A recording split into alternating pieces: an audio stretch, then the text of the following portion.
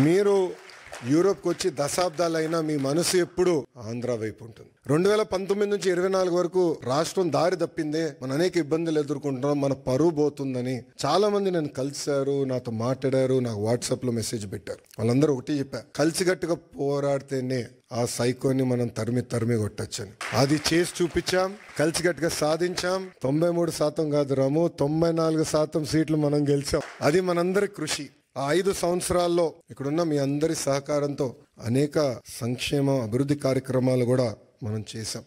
అమరావతి ఉద్యమం కానివ్వండి, దాని తర్వాత ఇప్పుడు చూపించినట్లు యుక్రెయిన్లో తెలుగులు ఇరుక్కుంటే వాళ్ళని తిరిగి భారతదేశానికి తీసుకొచ్చి బాధ్యత తీసుకున్నాం. అంతేకాకుండా మన రాష్ట్రంలో ఉన్న తెలుగులకి ఎడ్యుకేషన్లో కానివ్వండి, హెల్త్ కేర్లో కానివ్వండి ఉద్యోగాలు ఉన్నాయి, మీరు ట్రైన్ చేయండి అని చెప్పి పార్టీ ఆఫీస్లో ఎంపవర్మెంట్ సెంటర్ ఏర్పాటు చేసి కార్యకర్తలు వాళ్ళ పిల్లలకి ట్రైనింగ్ ఇచ్చి ఇతర దేశాలు కూడా పంపించిన వ్యక్తులు మీరు.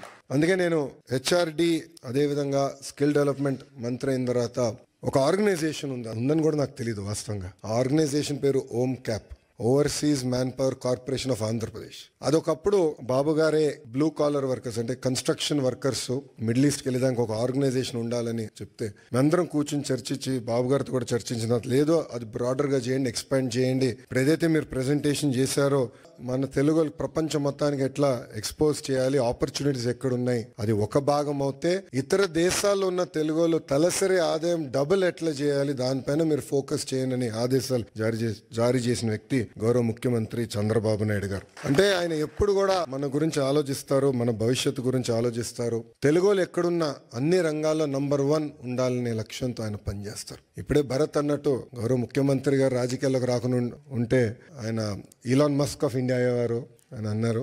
చంద్రబాబు నాయుడు గారితో పనిచేస్తాం తేలికని పని కాదు. మేమందరం నవ్వుకుంటాం, అంటే ఆఫీసర్స్ మేము రాజకీయ నాయకులు అందరూ కూర్చొని మాట్లాడుతుంటే సూర్యుడి దగ్గర నుంచి ఆప్టిమల్ డిస్టెన్స్ లో ఉండాలి. సూర్యుడి దగ్గరికి వెళ్తే మాడి మస్ అయిపోతాం, సూర్యుడి దగ్గర దూరంగా ఉంటే చల్లగా ఉంటుంది. అంత ఎనర్జీ ఉన్న వ్యక్తి చంద్రబాబు నాయుడు గారు. అంటే అహర్నిశలు పనిచేయాలి, సమాజానికి సేవ చేయాలి.